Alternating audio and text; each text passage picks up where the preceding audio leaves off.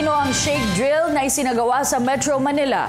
Ayon kay Presidential Communications ni Coloma, tumatanggap ng impormasyon ng Pangulo sa mga nagaganap sa nasabing aktibidad.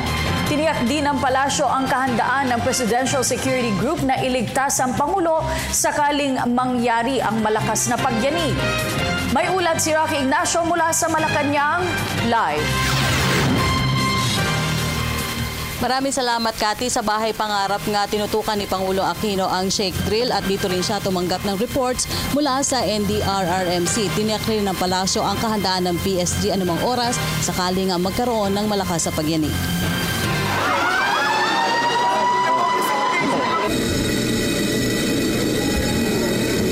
Sa tunog ng sirena, inihudyatan dapat paglikas sa mga empleyado patungo sa ligtas na lugar. Ito ang kahandaan ng pamahalaan sa ilalim ng Metro Manila Shake Drill na tinutukan ni Pangulong Aquino. Nasa bahay pangarap ang Pangulo kung saan tinanggap ang mga impormasyon ng mga kaganapan ng ginawang kahandaan ng pamahalaan. Tumanggap si Pangulong Aquino sa bahay pangarap ng mga ulat at update hinggil sa isinasagawang earthquake simulation or shake drill sa Kalakhang, Maynila. Isa sa mga ulat na tinanggap niya ay mula sa NDRRMC. Habang isinasagawa ng MMDA ang shake drill, nagpupulong naman ang NDRRMC sa Camp Aguinaldo upang tutukan ang mga kaganapan.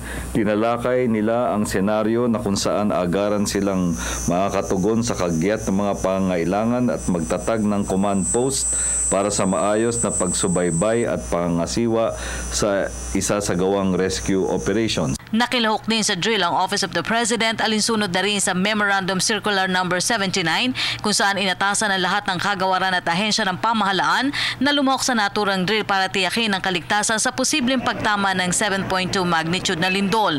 Ayon sa kalihim, nakasentro ang kahandaan sa pagtiyak ng kaligtasan ng lahat. Kanyang unang pagkakataon na nagsagawa ng malawakang earth drill ang pamahalaan.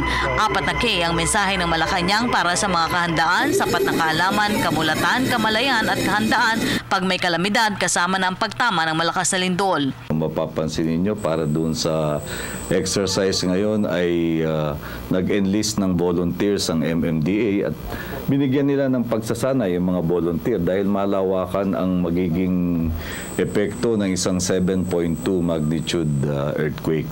Yan ang pinakamahalaga.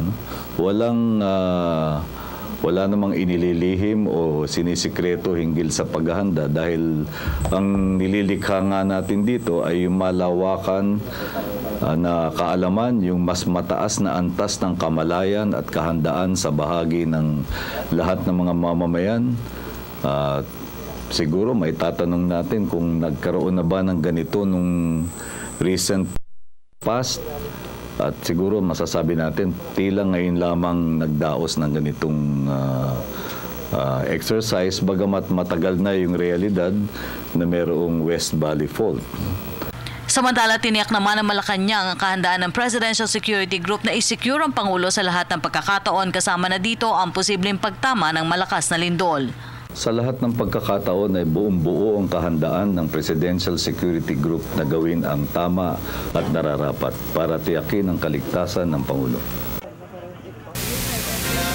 At yan po ang ating pag-uulat mula dito sa Malacanang sa tulong ng RTVM. Ako po si Rocky Ignacio para sa Telebisyon ng Bayan. Maraming salamat, Rocky Ignacio.